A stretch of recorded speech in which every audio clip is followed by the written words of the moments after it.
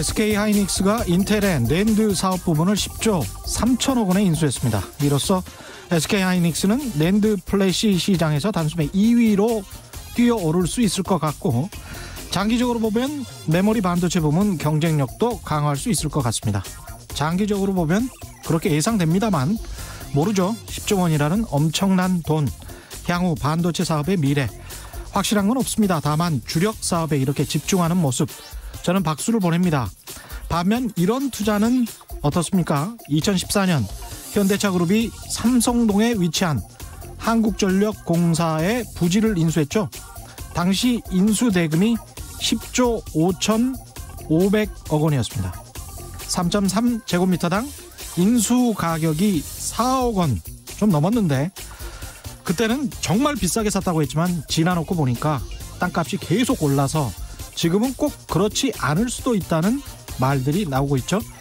비슷한 금액 10조 원입니다만 SK하이닉스의 10조 원은 대박이 나고 현대차의 10조 원은 별 수익이 나지 않기를 바랍니다.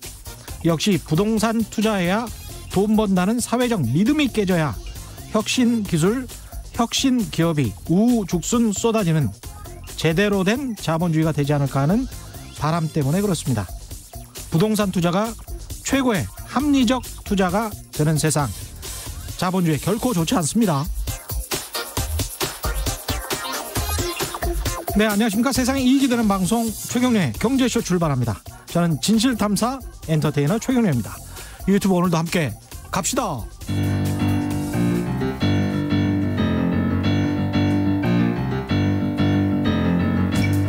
세계 100대 경제학자, 가짜 경제뉴스 감별사, 가슴이 뜨거운 경제학자, 건국대 최백은 교수의 이게 경제다.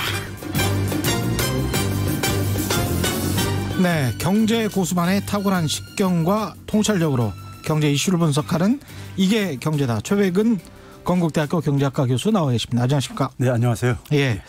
오늘은 한국경제연구원 보고서에 관해서 말씀을 하실 것 같은데, 한국경제연구원이 원래 정경련 산하였죠. 그렇죠. 지금도 그렇죠.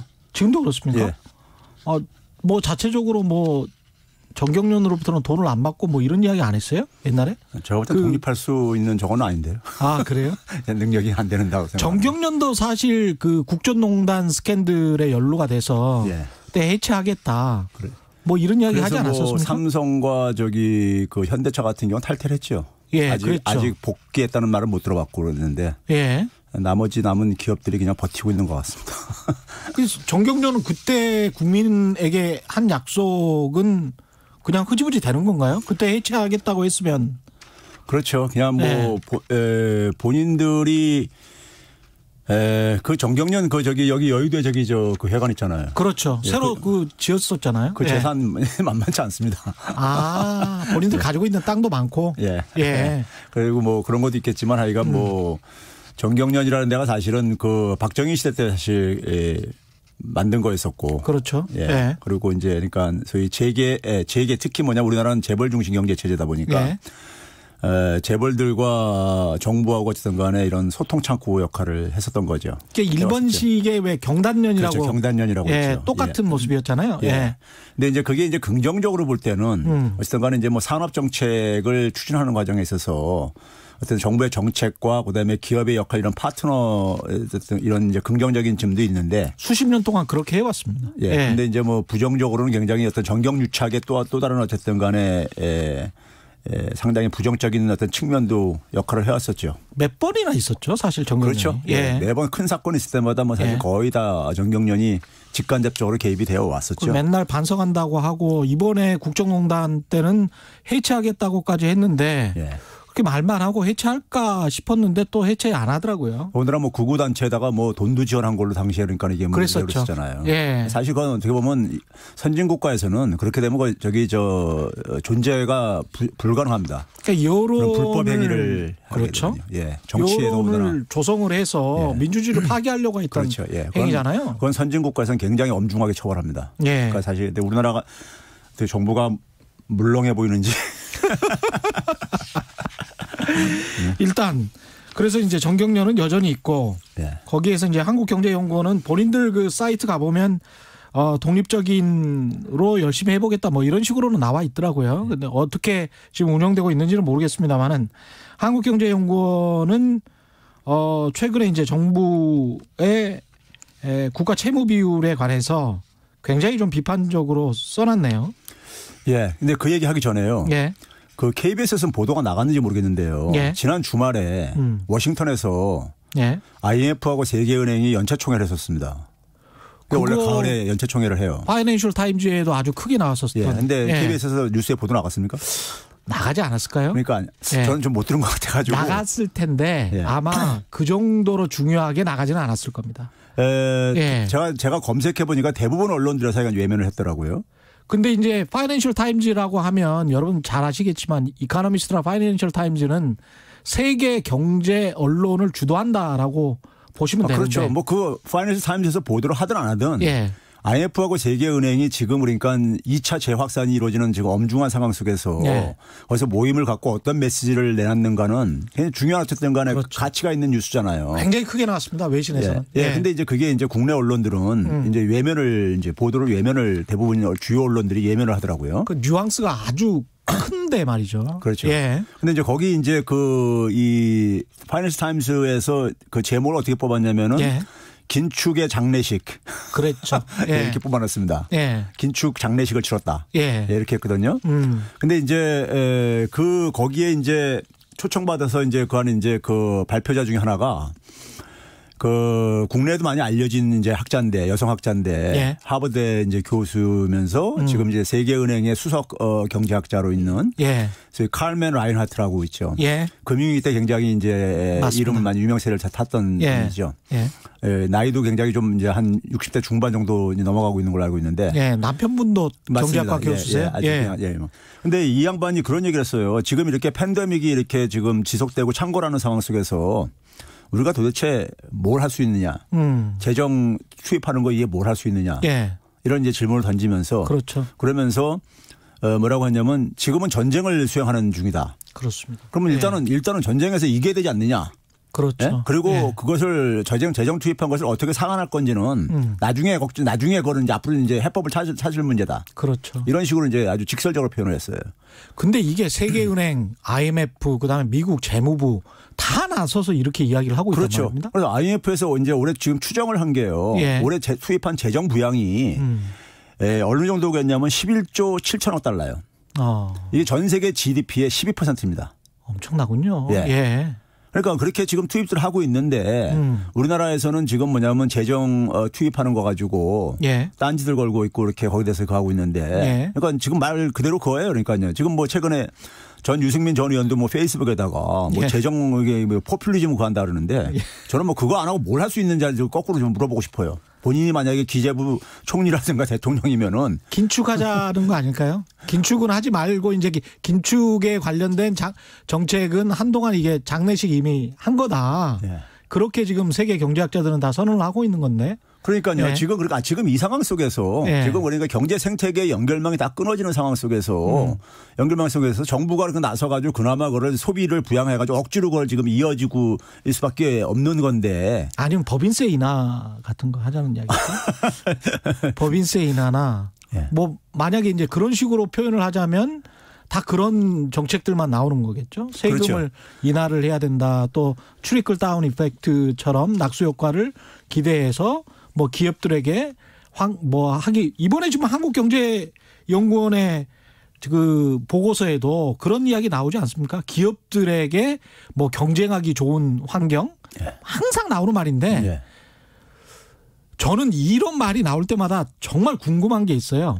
기업가 정신이라는 게 있습니다. 그렇죠. 기업가 정신이라는 거는 프론티어 정신이고 개척 정신입니다. 그래서 경영학 MBA에서 항상 그걸 강조를 해요. 예. 그럼 기업가 정신은 어디에다 놔두고 한국의 기업들은 수십 년 동안 기업하기 좋은 환경을 조성해달라고 그렇게 달달달달 볶는 건지. 아니 그건 정말 이해할 수가 없어요. 아니 스스로 개척해 나가는 게 기업가 정신인데 수십 년 동안 정경유착해서 계속 어떤 그 국가가 소유했던 공기업들 다 받아서 성장해서 투자해서 그렇게 성장을 한 사람들이 기업하기 좋은 환경이라는 말을 계속 한다는 건 부끄럽지도 않나 그런 생각도 듭니다. 사실은. 예. 그러니까 뭐 사실은 저는 그런 얘기 나올 때마다 항상 하는 얘기가요. 예. 정부가 기업 발목 잡고 있는 게 도대체 뭐냐 구체적으로 좀 얘기 좀 해보라 그래요. 예. 별로 얘기를 못 하더라고요. 구체적으로요. 예? 규제 풀어달라는 뭐 어떤 규제 풀어달라는 거냐. 아니 그러면 규제 그 쿠바보다 규제가 심해서 땅에 저 집 짓기도 힘들다는 캘리포니아를 가서 환경 규제 한번 제대로 한번 당해보라고 하세요. 그럼 뭐 이런 식으로 하면 뭐 기업들 예. 다 해외로 나간다 그러는데 예. 저는 그런 얘기합니다. 절대 안 나간다. 우리나라만큼 여기서 저렇게 특혜를 누리는 데가 없는데 예. 왜 나가겠냐. 나가도 그러니까 어디 저임금 노동력 이용할 수 있는 데나 아니면 수출 이제니까 이 규제가 심해가지고 미국 트럼프가 해서 이제 미국에다 공장 짓고 하는 거 이상에 적극적으로 그렇게 나갈 필요 별로 저기 못 느낄 거라고 저는 보고 있거든요. 예. 이제 그 한국경제연구원 좀 얘기를 좀 이제 들어가서 해야 되겠는데요. 예. 지난주에 두 개 이제 보고서가 나왔어요. 예. 하나는 이제 그러니까 일요일에 나와가지고 월요일에 이제 그러니까 되게 이제 보도가 쏟아져 나왔는데 하나는 이제 뭐냐면은 이제 정경련에서 나온 것이 뭐냐면은 그 국가 채무 비율이 증가할 때 이제 그러니까 대외 신인도가 예. 하락한다. 이제 이런 이제 뭐 소위 말해서 전통적으로 굉장히 국민 겁박하는 하나의 이제 시나리오가 다시 나왔는데 예. 저는 이제 좀 한국경제연구원 분들한테 그런 좀 얘기를 드리고 싶어요. 이것도 어쨌든 연구원이라는 타이틀을 갖고 있는 기관이잖아요. 그러면 거기에서 어쨌든 간에 연구를 하시는 분들은 경제 전문가들이고 이럴 텐데 연구소에서 어쨌든 간에 연구 결과가 나오게 되면요. 그거 많은 사람들이 그걸 리뷰를 합니다. 예. 리뷰를 하면은 적어도 뭐냐면 그 연구의 객관성이라든가 학문적인 어떤 근거는 좀 어쨌든 간에 확보를 하고 최소한 해야 되는 거예요. 그렇죠. 그거 안 예. 하게 되면요. 신뢰를 굉장히 잃을 수밖에 없어요. 예. 예? 양치기 소년처럼요. 근데 저는 계속해서 똑같은 어떤 하나의 이런 좀 소위 가짜뉴스 만들어내는 것을 예. 반복해오고 있는데 예. 이분들의 연구는 이런 거예요. 재벌들이 그러니까 원하는 것을 딱 설정해 놓고 거기다 끼워 맞추는 연구를 해요. 제가 지금까지 쫙 보게 되면요. 그러니까 맨날 상속세 폐지나 주장하고 그렇지 않습니까? 문제는 이제 그렇게 예. 했을 때 그거를 이제 언론들이 보도를 해줘요. 조선일보나 이런 데서 예. 같이 그걸 보도를 해주다 보니까는 예. 자신들이 그러니까는 영향력이 있는다고 생각해서 계속 이제 그런 행태를 반복하는 것 같은데 예. 이번에도 이제 이런 거예요. 그 소위 말해서 이제 연구 결과가 뭐냐면은 국가 GDP가 1%포인트가 증가할 때 예. 신용 등급이 한 0.03단계 하락한다. 뭐 이런 이제 통계적인 결과가 나왔다 이거예요. 예. 저는 이제 그 결과를 100% 수용하더라도 예. 이제 어떤 문제가 있냐면은 자, 1%포인트에 100배면 100%포인트란 말이에요. 그렇죠. 그래도 신용등급 3등급 하락한다는 얘기예요. 예. 0.03이기 때문에요. 예. 그렇죠? 그러면 이제 우리나라 같은 경우가 만약에 100%포인트가 만약에 부채비율이 증가하면은 예. 어느 정도 되냐면 한 150%에 육박하는 겁니다. 그렇죠. 그렇게 되더라도 정부 부채 비율이. 예, 그렇게 되더라도 우리나라 신용 등급이 어느 정도 되냐면 일본 바로 밑으로 내려가는 거예요. 지금 현재 AA 마이너존. AAA 그 때문에 S&P 기준으로 이 사람들이 하고 있거든요. S&P 기준으로 예. AA인데 예. 일본보다 2등급 높거든요, 우리가요. 그렇죠. 그런데 이제 한 등급 밑으로 내려가는 거예요. 쉽게 얘기하면요. 세 등급이 내려간다면 예, 예, 세 등급 내려가면요. 그러니까 100% 증가한다고 하더라도 그렇죠. 그러니까 그게 이제 절대적으로는 150%포인트에 육박하는 걸 의미하는 거예요. 지금 한 40% 정도 되죠. 지금 한 44% 정도 이렇게 그렇죠. 얘기를 하고 있으니까요. 그렇죠? 한 145% 정도로 육박하는 거잖아요. 엄청나게 늘어나는 그렇죠. 거네요. 그럼 재정은 예. 그만큼 쓰려면은 예. 엄청나게 써야 된단 말이에요. 앞으로요. 예. 근데 일단 그러니까 그런 점에서 그러니까 그래도 신용 등급이 어쨌든 간에 A 등급은 유지한다는 얘기예요. 예. 그러니까 별 의미가 없는 얘기란 말이에요. 그 결과를 수용해도요. 그러네요. 예? 예. 둘째. 예. 이분들이 이제 이거를 끼워 맞추기 하기 위해서 분석 기간을 예. 좀 이런 장난들 안 했으면 좋겠는데 예. 2008년부터 18년까지를 딱 잡았어요. 금융위기 직후부터. 8년을 딱 이렇게 잡았어요. 출발점을요. 그럼 예. 그 이전에 자료는 없냐? 그 이전에 자료 다 있어요. 그렇죠. 국가 부채 비율, 뭐 GDP, 그다음에 신용 등급 다 있어요. 8, 90년대 다 자료가 있습니다. 그렇죠. 있는데 2008년의 숫자를 딱 선택을 했어요. 이제 이게 이제 제가 볼 때 이제 끼워 맞추기 싫어 하는 건데. 정말 이런 게 기간 설정하고 이런 것들이 정말 정치적인 의도인 것 같아요. 그렇죠. 예. 지난번에 조세현에서 지역화폐 같은 경우는 그런 거였었죠. 예. 예? 19년 자료는 빼고 이제 뭐 이렇게 한다든가 하는 식의 이게 연구가. 전형적인 고가가세죠. 예. 예. 그러면 이제 2008년도에 그러니까 금융위기 터지면서 많은 나라들이 그 금융위기 터지고 나서 국가 채무 비율이 막 급증을 했어요. 예. 미국조차도요. 예? 다 증가했단 말이에요. 증가했는데 그러고 나서 그러다 보니까는 소위 금융위기 상황 속에서 일부 국가들은 특히 기축통화가 아닌 국가들은 국가 이제 그러니까 부도위기도 날 수도 있고. 그리스가 2010년 그렇죠. 그랬었죠. 예. 그러니까 이제 신용등급이 떨어지죠, 당연히요. 예. 그러니까 그 기간을 그러니까 활용을 한 거예요. 의도적으로. 예. 문제는 예. 그 이전 기간을 좀 소급해서 보면요. 예. 자, 한국을 보게 되면요. 한국을 보면 딱 명확하게 이 사람들 주장이 얼마나 허무맹랑한지가 나오는데 예. 우리나라 97년 외환위기 터졌을 때요. 우리나라 국가 채무 비율이 10%에 섰습니다. 예. 근데 그 당시에 AA에 있다가 예. 지금부터 한 등급 밑에 있다가 6등급이 떨어집니다. BBB-로요. 예. 그러니까 지금 겨우 이탈리아 수준이네. 그렇죠. 예, 예. 그 정도로 또 떨어졌었어요. 예. 그러다가 뭐냐면 그 이후에 국가 채무 비율이 10%에서 지금 한 4%까지 쭉 올라온 거예요. 예. 계속요. 예. 계속 올라왔는데 신용등급은 얼마나 올랐냐. 7등급이 올라갔어요. 아, 역으로 확인해 보면 되네. 그렇죠. 그냥 과거에 국가 채무 비율이 계속 올라왔지만 그럼에도 불구하고 국가 신용등급은 오히려 계속 또 상승하더라. 지난 23년 동안에 예. 지난 23년 동안에 그러니까 국가 채무는 계속 증가해 왔어요. 그러니까 국가 채무 비율과 여기 한국경제연구원에서 기본적으로 이야기한 국가 채무 비율과 국가 신용등급 간의 역상관 관계는 그거는 성립하지 않는 기간도 굉장히 많다. 역사적으로 그렇죠. 보면. 이걸 이제 경제학에서는 히스토리컬 에비던스라고 하는데 예.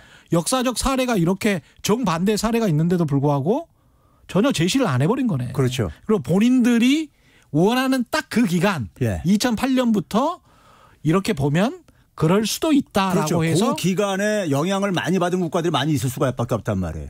통계라는 건 어차피 이제 평균적인 저걸 가다 보니까.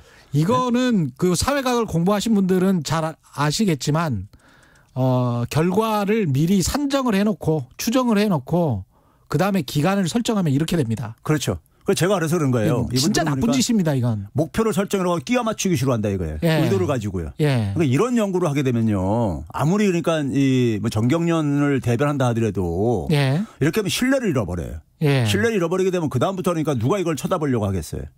예? 이런 식으로 하면 안 돼요. 진짜 이거는 사회과학자들이 이런 식으로 그러니까 시계열을 해서 한꺼번에 지금 교수님 예. 말씀하신 대로 크게 봐야지 예. 그런 기간도 있고 저런 기간도 있기 때문에 이 통계를 가지고 장난을 치지 않는다라는 소리를 듣는 거거든요. 그래서 제가 예. 이제 거꾸로 이제 그걸 다 이렇게 확대해가지고 해보니까 아무 예. 관계도 없이 안 나와요. 당연히 안 나오겠죠. 상관관계 없이 나오죠. 당연히요. 예? 이게 왜 그러냐면 금융위기라는 것이 경상수지 적자로 인해서 터진 것들이었었거든요. 다요. 예. 그러니까 이제 소위 말해서 외화가 빠져나갔을 때 어떤 위기 상황에서 그걸 이제 상환할 돈이 없다 보니까는 외화가 없다 보니까 터진 거 우리나라랑 똑같은 거였었어요. 그러니까요. 그렇죠. 그런 상황 속에서 국가는 뭐냐면 은행을 구제하기 위해서 이제 막 공적 자금을 투입한단 말이에요. 은행 네. 살리려고요. 그러다 보니까 국가 채무가 증가한 거죠. 결과인 거죠. 국가 채무 증가한 거죠. 그렇죠. 예? 아, 이거는 좀 심했다. 그런데 이런 예. 거를 이제 그러니까는 조선일보 같은 데서는 그냥 전면으로 일면에 딱 해가지고 보도해 준다고요. 예? 근데 조선일보에도 석사 이상 사회학 경제학을 한 사람들이 있을 텐데 이렇게 기관이나 이런 설정한 걸 보면 냄새가 난다 이거를 충분히 느낄 수 있는데요. 사실은 보도자료 문제는 보면. 이제 뭐 조선일보의 이 논조하고 이제 굉장히 입맛에 맞으니까 이렇게 뽑았지 않겠어요? 예. 예, 그래서 한경연에 이렇게 뽑아놨어요. 한경연의 경고, 예. 국가 채무 급격한 중고, 대신도 악화 우려. 그러니까 이걸 하게 되면 딱 보면 뭐 나라도 이렇게 거의 우리나라 한국 상황에 대해서 지금 그러니까 국가 채무가 급증하고 있는데 예. 이게 국민들한테 어쨌든 간에 우리나라 국가 신용등급이 떨어지고 예. 떨어지면 우리가 항상 떠올리는 게 뭡니까? 외환위기 떠올리잖아요. 예. 뭐 이런 분위기를 만들려고 하는 거죠. 그러니까 쉽게 얘기하면요. 이게 어떻게 보면 경제를 이용해서 정치적으로 어떤 뭔가 그 술수를 쓰는 것 같다라는 생각도 많이 듭니다. 그러니까 경제적인 상황을 호도하고 왜곡함으로써 정치적으로 유리한 지형을 확보하겠다. 그렇죠. 다 지금 정치하고 있는 거예요. 네, 정치를 하고 있는 거죠. 이게 지금 경제연구원이랄지 신문 언론사가 아니고 정치를 하게 되면 이렇게 이상하게 행동을 하게 되는 지금 거죠. 만약에 재정 투입 안 해보세요. 예. 그럼 경제 나빠지죠. 경제 나빠지면은 이제 사실은 어쨌든 공격하기 굉장히 좋을 게 아닙니까 정치적으로요. 그렇죠. 그거 기대하는 거죠 뭐. 예. 근데 그런 식으로 연구원이 근데 거기에 같이 그러니까 정치를 하면 안 된다 이거죠. 예. 제가 볼 땐 정경련이 그러니까 최순실한테 정치하는 거나 이거나 별 차이가 없다 이거예요. 맞습니다. 예? 그렇죠. 예. 맞아요. 차이가 없는 거예요. 여전히 정신 못 차리고 지금 그러니까 정경련이 이렇게 정치를 하고 이제 있으니까. 그게 아니 적절한 비유신 것 같습니다. 최순실에게 정치하는 거나 예. 국민을 상대로 이렇게 여론 호도를 하는 거나 그렇죠. 똑같이 정치인 거죠. 그렇죠. 예. 예. 그 사례로 뭐 스페인, 아일랜드, 뭐 독일 같은 거를 또 들어서 같이 비교를 해놨는데 그거는 뭐 적절했던 겁니까? 자, 독일 같은 경우요. 예. 독일도 제가 이제 데이터 들어봤어요. 예. 1995년부터 한 최근까지 독일은 신용등급이 한 번도 변한 적이 없는 나라예요. 왜 변한 적이 없냐? 예. 거기 경상수지 흑자가 거기 저기 만성적으로 흑자인 나라라서 그런 건데. 예. 자, 금융이 터지고 나서요. 독일 같은 경우도 국가 채무 비율이 GDP 대비 60%가 좀 안 됐었어요. 예. 예? 근데 그게 한 82%를 넘어서 버립니다. 예. 2010년, 12년 이 사이에요. 예? 그 영향을 받았기 때문에요. 예. 근데도 불구하고 신용등급 전혀 변화가 없어요. 예? 올라갔다 내려갔다 변화가 없었다고요. 그렇죠. 그러니까요. 예. 독일 같은 경우에. 예. 그러니까 이제 나머지 이제 그러니까 아일랜드, 스페인, 이탈리아 이렇게 간 거는 예. 이 나라들이 소위 말해서 남유럽 소위 그 이 재정위기 겪었다는 이렇게 예. 알려진 나라들이잖아요. 예. 이런 나라들이 신용등급이 이제 그러니까 떨어졌던 나라들이에요. 예. 예? 이런 나라들이 근데 왜 떨어졌느냐? 예. 경상수지 적자 때문에 떨어진 거예요. 그렇죠. 무역을 예. 잘 못했기 때문에. 예. 이들은 만성적으로 경상수지 적자인 상태 속에서 자, 유로화를 사용하는 국가들의 공통점이 뭡니까요? 예. 통화 정책을 포기한 나라인 거예요. 그렇습니다. 예, 단일 중앙은행을 만들었으니까는. 예. 그러면 우리가 국가가 자신들이 그러니까 유로화를 사용하기 전에는 어떻게 했냐면은 자기 나라의 중앙은행이 있었잖아요. 예. 그러면 국가가 예를 들어서 채권을 발행하게 되면은 중앙은행이 그걸 인수를 해주고 그래요. 예. 시중은행이나 중앙은행들이요. 그렇기 때문에 계속해서 그러니까 국가 채무 비율을 늘려도 견딜 수가 있어요. 예. 근데 발행할 수가 없잖아요. 인수해 줄 데가 없으니까요. 예. 예? 그런 상황 속에서 그러니까는 통화 정책의 운용이 제약받아 버리니까는 돈이 빠져나가면서 그걸 상환할 돈이 없었던 거예요. 같은 유로화로 결제를 해야 됨에도 불구하고. 그렇죠. 예. 유로화가 없는 거였었죠. 그러니까요. 예. 그래서 그러다 보니까는 이제 이 국가가 이제 빚을 내가지고 막 초창기에 해가지고 올렸는데 그걸 상환할 능력이 안 되니까 시장에서는 그러니까 던지는 거죠. 그러니까요. 예. 그래서 신용등급이 떨어진 거라고요. 그러니까 이건 경상수지 적자의 결과인 거예요. 그러네요. 예. 예. 그런데 이거를 그러니까는 그러니까 이 나라들도 그 이전 기간까지 포함하게 되면은 이 관계가 이것도 마찬가지로 저기 별 없어져요. 아. 예. 그렇죠. 유로로 통합되기 전에 유로로 통합되고 나서 가장 수혜를 본 국가가 독일이고 예. 경상수지 흑자가 뭐 엄청나게 늘어나 버렸으니까요. 그리고 피해를 본 국가들이 아까 말씀하신 뭐 스페인, 그리스 이런 나라들이 굉장히 피해를 많이 봤죠. 그래서 경상수지 적자가 많이 났고 그게 또 국가 신용등급에 미치는 영향이 있을 수밖에 없을 것 같습니다. 부정적으로 이제 교수님 견해에 관해서 믿지 못하는 분들, 부정적인 분들의 문자를 좀 읽어드리면 6251님 기업이 없으면 일자리도 세금도 없겠죠. 라고 하면서 이제 기업을 중요시하는 그런 말씀을 하셨고요. 그 말씀도 맞습니다. 예, 3750님 부채 비율 10%일 때의 신용등급과 부채 비율 100%일 때 신용등급 평가가 같을까요? 이건 그때 IMF 환란위기 때도 이제 비교를 해가지고 말씀하셨는데 3750님한테 이건 부채 비율이 낮을 때와 높을 때 어떻게 봐야 될까요? 자, 우리가 최근에 이제 재정준칙 얘기하면서요. 예. 그동안에 이제 기재부에서 이 국가 채무 비율 마지노선으로 해가지고 뭐 40%니 45%니 예. 뭐 이런 얘기 이제 끄집어내면서 할 때마다 그렇죠. 제가 계속했던 얘기가 족보도 없는 얘기다. 족보도 없는 수치다. 예. 이러다 보니까 최근에 이제 끄집어낸 게 60%를 끄집어냈어요. 60이라는 숫자를요. 예. 자, 이게 이제 뭐냐면 유로화를 도입한 국가들이 설정한 목표란 말이에요. 이게 92년도부터 이제 91년도 말에 마스트리트 조약에서 합의해 가지고 이제 설정한 거죠. 예. 예? 그러니까 아까 얘기했듯이 통화 정책을 포기를 하려다 보니까는 재정을 그러니까 어느 정도 통제를 할 수밖에 없어서요. 예. 자, 그럼 60이라는 숫자에 대해서 우리가 정책은 굉장히 과학적이 됩니다. 60이라는 숫자가 갖는 의미를 좀 생각을 해봐야 돼요.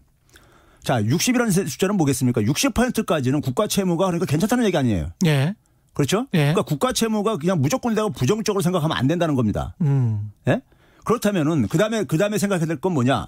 그러면 몇 %까지가 바람직한 거고 이런 얘기를 해야 되는 거예요. 그래 임계점 같은 게 분명히 있을 거 아니에요. 그렇죠. 그런 예. 얘기를 해야 되는 거라고요. 그러니까요. 그렇죠. 근데 그 임계점을 이야기할 때 국가 채무 비율, 정부 부채 비율만 가지고 이야기를 해서는 안 되는 것 같고 예. 다른 지금 말씀하셨던 경상수지, 예. 흑자, 예. 그다음에 뭐 GDP 성장률, 뭐 다른 그다음에 현재 가지고 있는 외환 보유고 이런 것들을 종합적으로 이제 고려해서 우리는 이 정도는 지켜줘야 될 것 같다. 임계점이 넘어가면 아마도 올해나 내년에 임계점은 이 정도일 것 같다. 이렇게 이제 말하는 게 합리적일 것 같은데요. 그러니까 이제 일반적으로 우리나라에서는 국민들한테 청취자들이 예. 좀 한 가지 좀 이번 시간에 좀 반드시 알아야 될 것이요. 예. 자, 국가 채무 비율을 0% 넘으면 안 된다.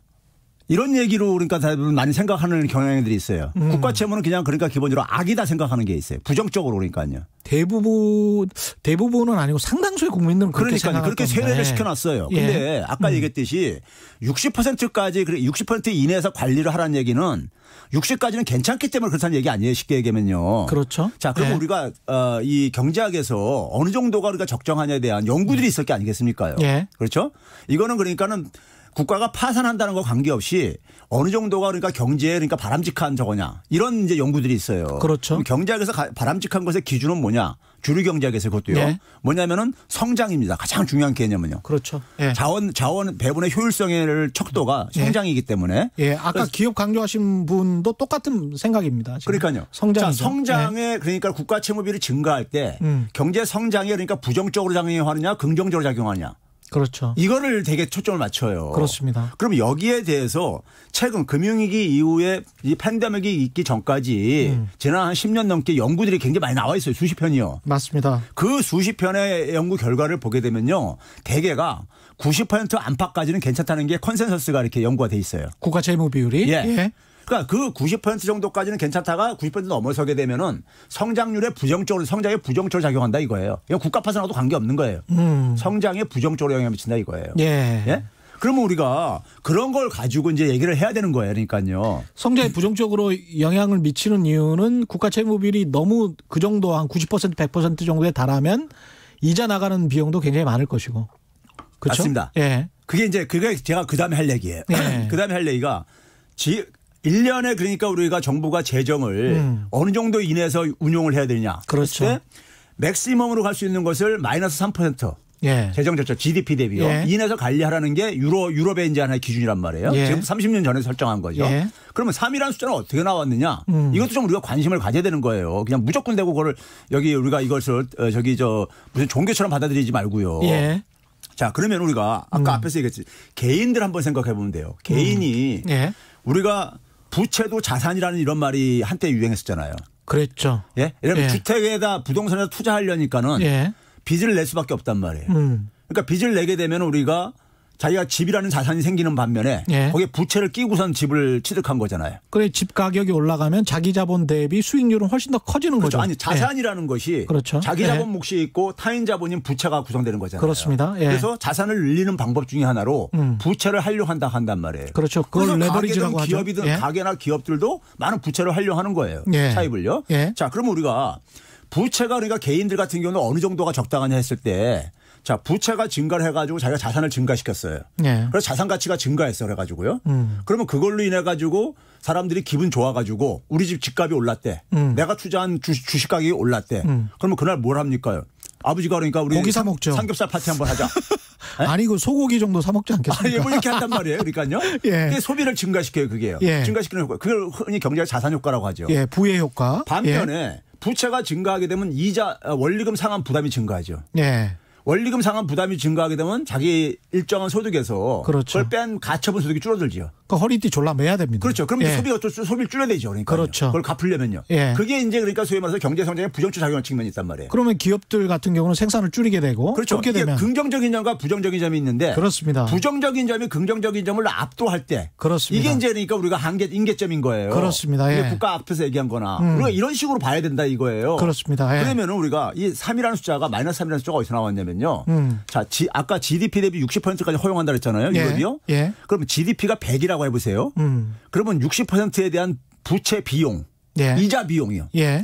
이자 비용이 예. 당시에 그러니까 우리가 이 유로화를 도입하고 금융위기 이전까지 대개 금리를 4 내지 5%가 형성됐었습니다. 그랬죠. 예. 예. 그럼 5%로 맥시멈을 잡게 되면 얼마냐? 예. 60% GDP의 60% 곱하기 0.0을 하게 되면요. 예. GDP의 3%가 나옵니다. 그러네요. GDP의 3%가 이자 비용으로 나간다는 얘기예요. 아, 그래서 3위군요.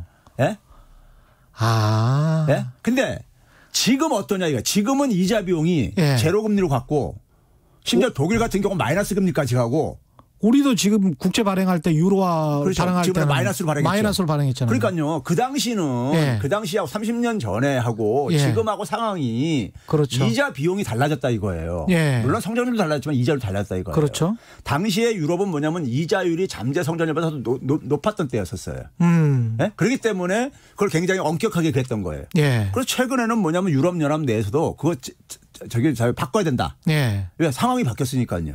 예? 이런 얘기를 하고 앉아있거든요. 예. 실제로 뭐냐면은 지금 유로화를 도입하고 있는 국가들 중에서 대부분이 다 60% 넘어도 아무 문제 없단 말이에요. 그렇죠. 아무 문제 없는 이유가 예. 그럼 아까 얘기했듯이 우리가 이자 비용이 정부가 그러니까 수입보다 더 많아지게 되면은 그게 이제 부정적으로 작용을 하는 거예요. 쉽게 예. 얘기하면요. 예. 아까 가계를 얘기했듯이요. 예. 그러면 그런 객관적인 조건을 가지고 이걸 평가를 해야 된다면은 지금 30년 전에 유럽이 도입했을 때 상황하고 우리나라 상황이 지금 같냐 이거예요. 제가 보게 되면요. 우리나라는 그러니까 지금 뭐 국채 발행 비율이 1% 안팎밖에 안 된단 말이에요.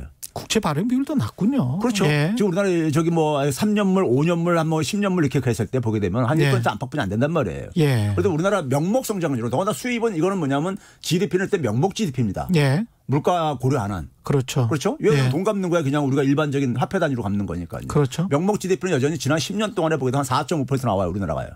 예? 그러니까 우리나라는 뭐냐면은 그래서 우리가 국가 채무에서 가장 중요시 여기는 것을 재정학자들이 성장률하고 이자율입니다. 예. 성장률이 이자율을 넘어서는 한에 있어서는 예. 이게 국가가 그러니까 이거 채무를 감당할 수 있는 작업인 거예요. 그러네요. 그걸 기준으로 옛날에 IMF가 측정했던 것이 우리나라가 한 216%까지 가능하다 이런 얘기까지 했던 거예요.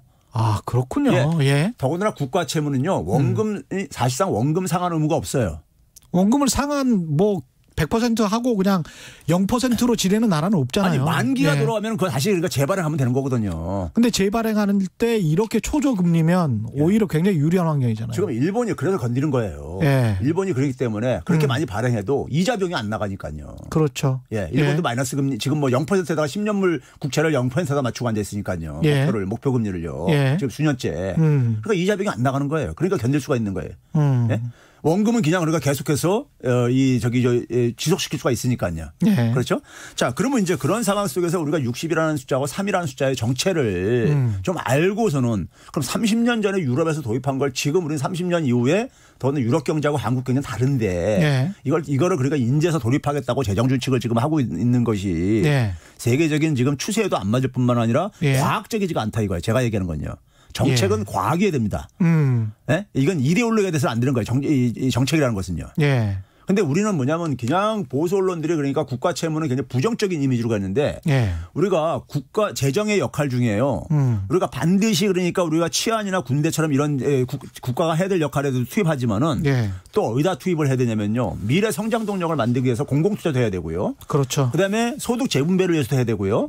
시장 실패하는 영역에 국가가 또 이제 그러니까는 또 참여도 해야 됩니다. 예. 거기에도 그러니까 재정 투입이 필요한 거예요. 그거 방치하게 되면 비용이 더 커져요. 예. 예? 더 커진다고요. 그런 점에서 그러니까는 국가 채무에 대해서 좀 청취자들이 좀 이거 좀 그러니까 자기가 갖고 있는 생각이 미신인지 아니면 이게 이데올로기인지 이건 좀 자, 본인이 그걸 주장하려면은 좀 과학적인 좀 그러니까 근거를 좀 제시할 수 있는 걸로 좀 했으면 좋겠어요. 예.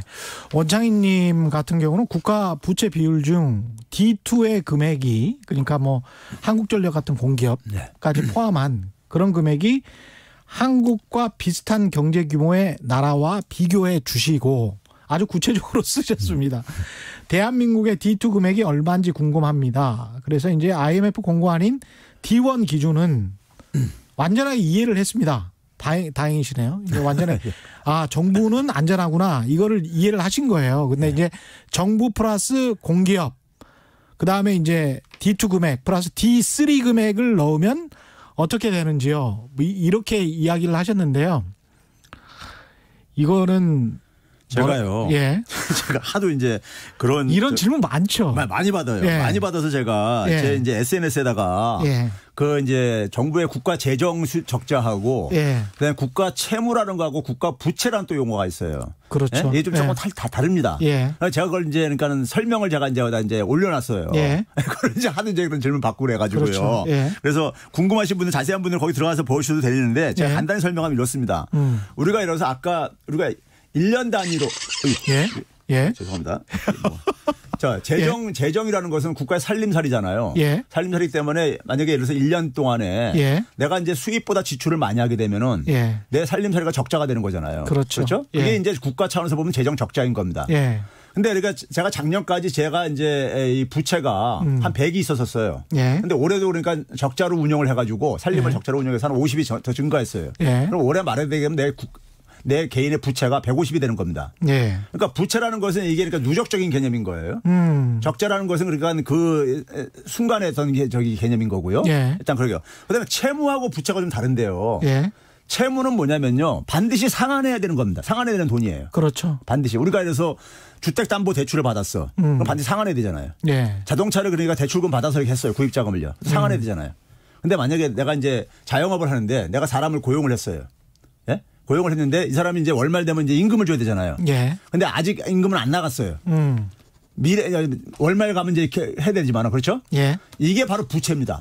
그렇죠. 지금은 안 나갔지만. 그렇죠. 우리가 헬스센터 다닐 때니까 1년으로 회원권을 끊었어요. 그럼 1년 동안 그 사람은 나한테 서비스를 제공할 의무가 있잖아요. 그럼 그 체육관 운영하는 사람한테 헬스센터 운영하는 사람은 그게 부채로 잡히는 거예요.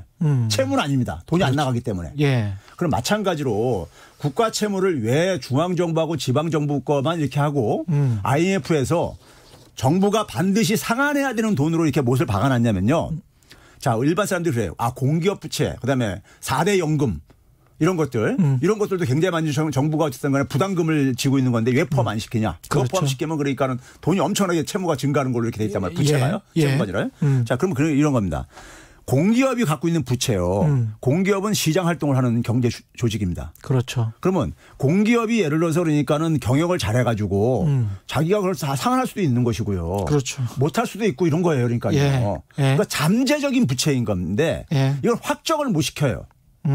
왜? 이건 가변적인 거기 때문에요. 가변적인 거기 때문에. 그리고 연금 같은 경우도 연금이 우리가 몇 년 되면 그냥 눈덩이처럼 불어가지고 혀치 쌓인다잖아요.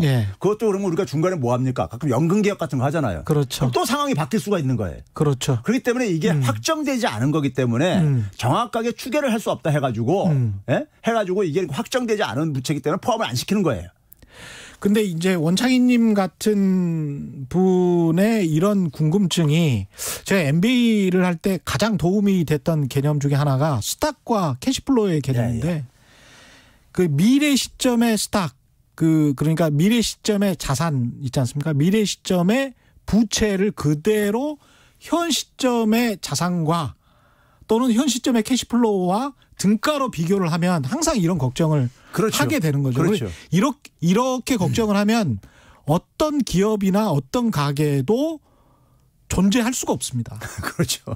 이게 지금 가장 크게 착각하시는 거예요. 그래서 그 스탁과 캐시플로우의 개념만 분리해서 생각을 하시면 이게 굉장히 이상한 걱정이구나라는 거를 아실 수 있을 거예요. 근데 한국 언론은 희한하게 이거를 스탁하고 그 자산과 캐시플로우를 완전히 그렇게 혼용해서 써버리더라고요. 그럼 겁박하려고 하니까 그렇게 하는 거죠.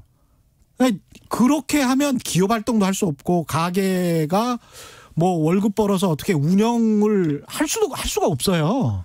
그러니까 곰곰이 생각해 보시면 선진국가에서 그러니까는 국가 채무를 통계를 낼 때요. 예. 공기업이나 거기라고 공기업이 없겠어요. 예. 거기라고서 연금이 거긴 더 먼저 적자가 난 나라들이에요. 선진국가는요. 그렇죠. 고령화가 더 먼저 진행됐기 때문에. 그 국민정부도 그렇죠? 거기는 pay as you go라고 해가지고 예. 1년 벌어서 그냥 1년 갚는 겁니다. 그래서 IMF에서 뭐냐면은 현금 기준으로 현금에 들어오고 나가는 걸 기준으로 하라는 얘기가 이게 정확성이 떨어져서 비교가 안 되는 거예요. 그러니까요. 그렇습니다. 그리고 이게 가변적이라는 거예요. 그러니까요. 그렇습니다. 연금 계약서 많이 하고 있잖아요. 연금 지급 시기도 늦추고 그러잖아요. 그러다 보니까 각국 나라들이요. 네. 이거에 따라 조건이 다 바뀔 수가 있는 거기 때문에 확정할 수가 없는 거예요. 그렇습니다. 자체가. 예. 신민성 님이 아주 한마디로 말씀하셨네요. 놔. 다들 대출 받아서 집 사서 열심히 갚아가는 거잖아요. 뭐 이렇게 말씀하셨는데 생활하면서 갚아나가는 거죠. 예, 맞습니다. 이경수 님. 회사도 성장하기 위한 투자가 필요하다. 부채가 없다는 것은 도전은 안 한다는 이야기. 기업도 국가도 마찬가지 이런 말씀하셨고요. 김옹아리님. 없는 사람들은 빚을 두려워하게 만들고 있는 사람들은 그 빚으로 부를 축적함. 이렇게 말씀하셨습니다. 황윤희님은 삼성도 부채가 상당하죠. 예. 돈도 잘 벌고 있습니다. 삼성.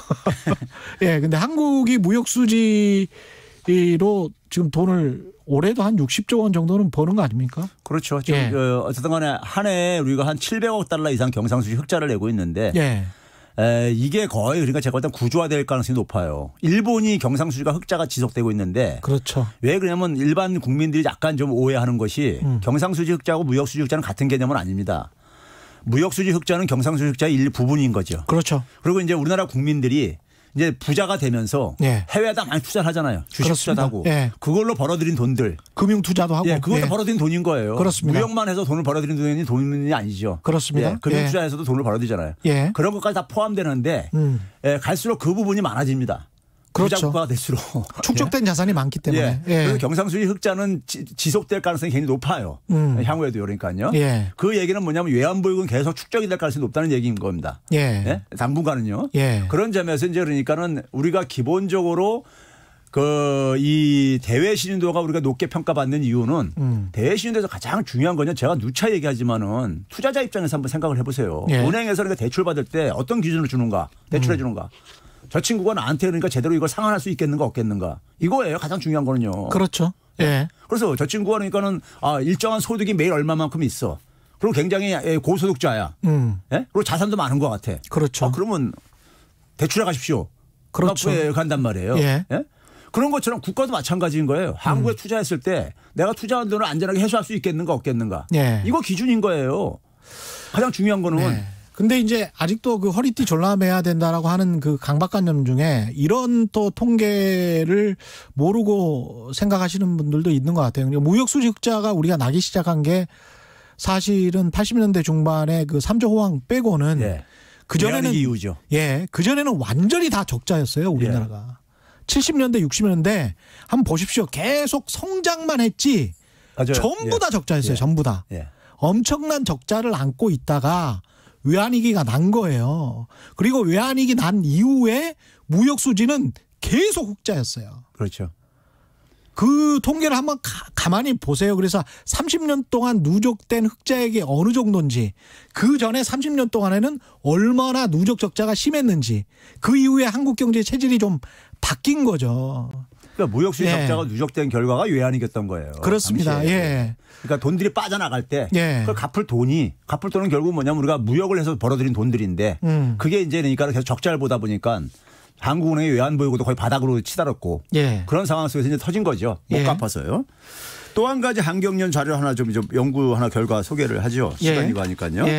일요일 날 이제 그러니까 냈는데 월요일 날부터 보도하라고 이제 언론기관한테 이렇게 했는데 일요일 날에 이제 한 언론기관 2대1가 딱 보도를 했어요. 먼저요. 보도를 했는데 한경련에서 이제 그러니까 일요일 날 보도한 거는 이런 결과였습니다. 2017년부터 20년 그러니까 1분기까지요. 문재인 정부 때죠.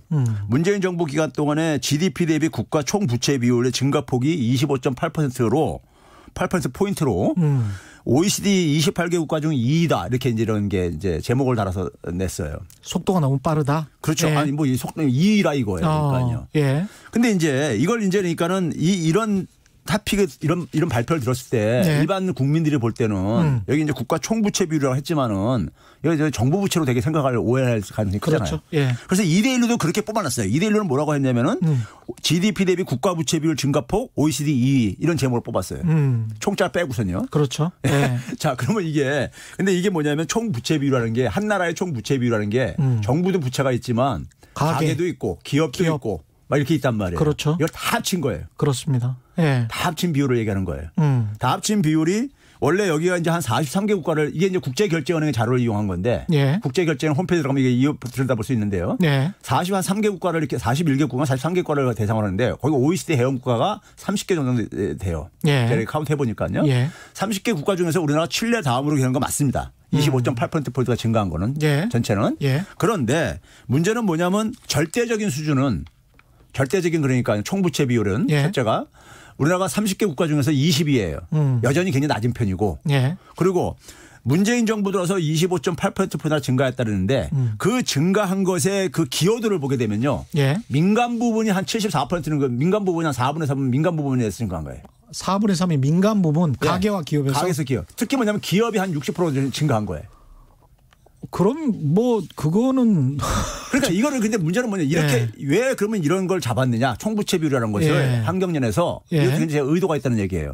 자 정부 부채 비율만 봐가지고는 OECD에서 우리가 지금 제일 낮은 나라로 우리가 알려져 있다 보니까 그렇죠. 그런 이슈를 못 만들잖아요. 예. 그러니까 뭐냐면 국가 총부채 비율을 갑자기 끄집어낸 거예요. 네?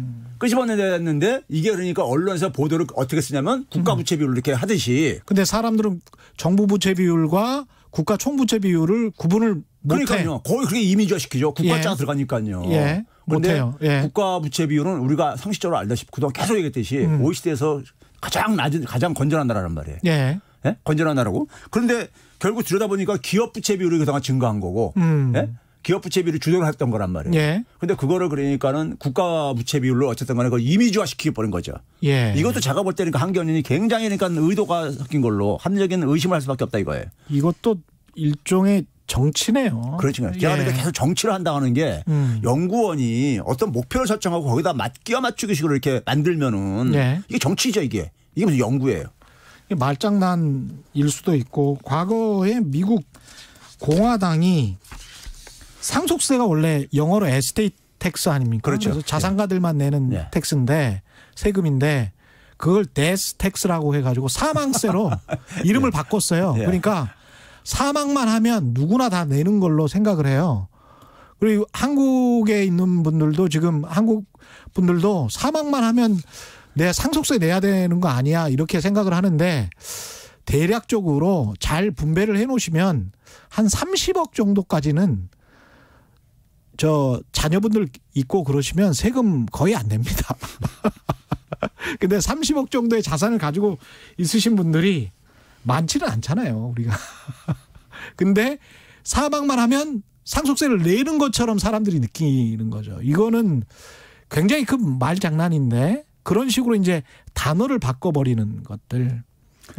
웃기는 거죠, 이게. 그래서 그 이제 또 구성 내용을 좀 이제 보면은요. 기업 부채 증가한 것에 대해서는 우리나라 기업 부채 비율은 많이 떨어졌어요. 외환위기 때에 비하면요. 사실 너무 떨어져 가지고 오히려 경제학자들은 기업의 부채는 뭐냐면요. 차입을 했다는 얘기 아닙니까? 차입은 기본적으로 투자를 위해서 기업은 차입을 하는 겁니다. 일반 가계와 달리요. 그렇죠? 그런데 그런 그러니까 투자를 대부분이 연결된다면 그건 바람직한 거예요. 오히려 그러니까 어느 정도까지는요. 기업도 투자를 해야 되기 때문에. 그렇죠? 그런데 이제 문제는 그러다 보니까 이제 가계부채 또 얘기를 하는데 가계부채 증가 속도가요.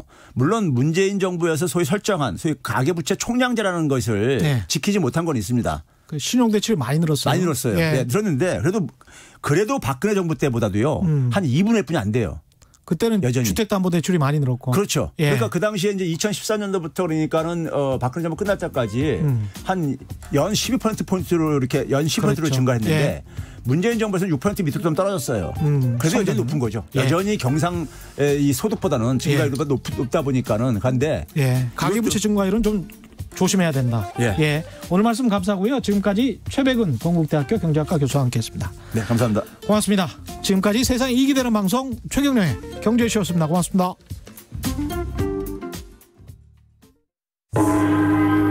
왜 이러시 것이는가 조금 잘 잠재우시길 바랍니다. 이렇게 정치적으로 막